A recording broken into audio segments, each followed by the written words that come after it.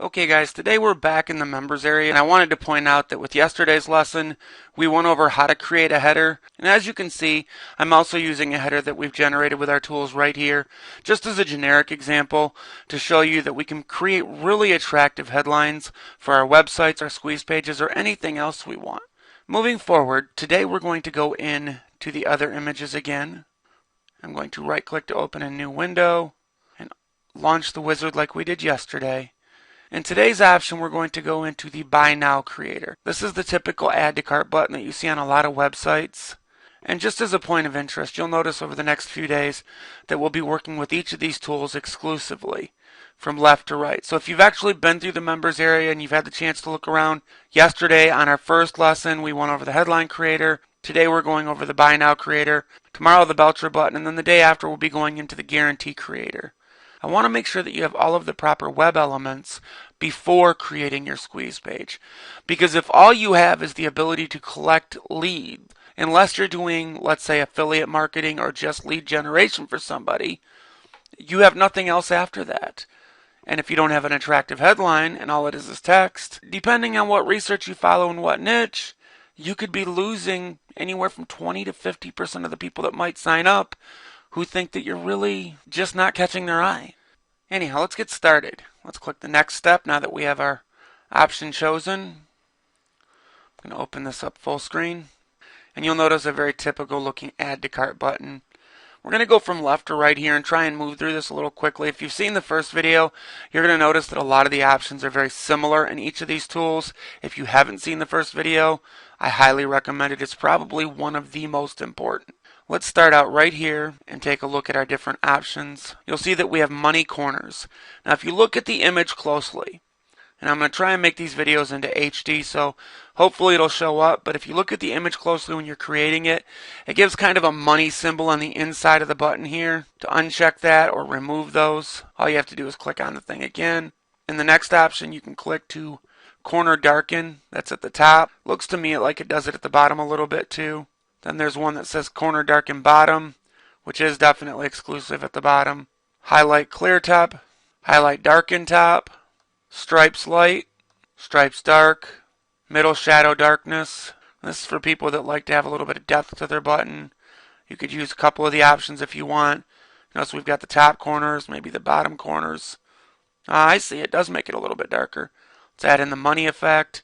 Now you've got a lot of depth in there. Let's leave these options on for the moment. Moving over to the right a little bit, we have the graphic add-on menu. There's the big arrow, which is supposed to be a call to action. The plus icon. Credit cards from PayPal. PayPal only. Starburst. The big arrow. And the money icon.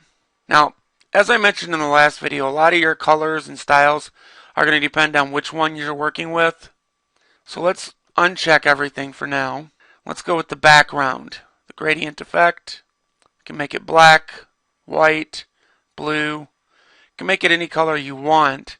I generally prefer more of an orangish yellow. And in this case, it allows it to fade into another color. So let's make it yellow. Then you have your border color. Stick with the orange. It looks attractive. Then you have your stage background. In this case, I'm not entirely sure it makes a major difference. In most cases, though, I would highly recommend sticking with white because clicking black doesn't seem to do a whole lot. It might be in the shadowing effect. I stick with white because most of my backgrounds on websites are white. Next you have your font color. You can make this any color you want. You'll notice that a lot of your websites have the add to cart written in blue. It's because it's a soothing color, whereas yellow is more of an action color. So for now we're just going to leave it like that. If you come down here you can try out the different styles. You'll notice that it does change your color back. Pick which one you like the most.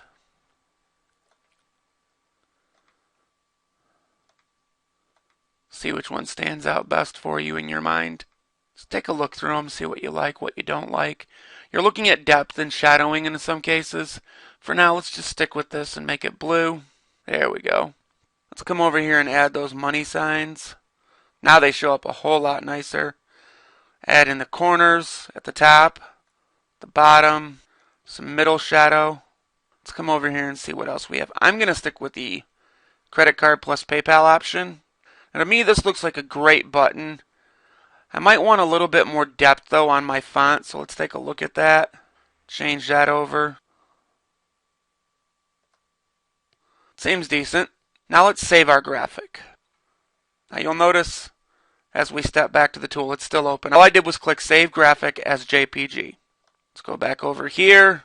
I'm going to right click and copy image. I mentioned this in the other video. It's very important. Do not save image as, do not copy image URL, do not open image in new tab, because this is what happens.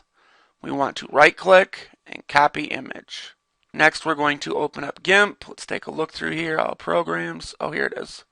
Now, I'm using GIMP as a free editor in these demos, and the reason I'm doing that is because I want to show you that you don't have to buy expensive software to create simple images. GIMP is free. I will provide a resource link to this in the actual members area. You won't have to worry about that.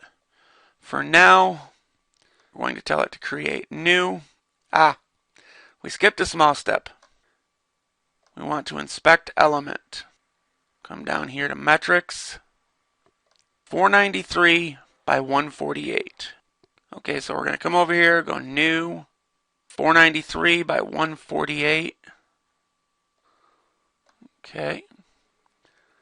And then paste our image in there. If you want to crop this down, you can. Okay, we're going to come over here to the crop tool.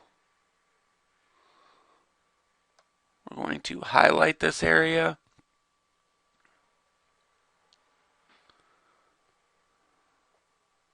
And then we're done. Okay, now all we need to do is save image as.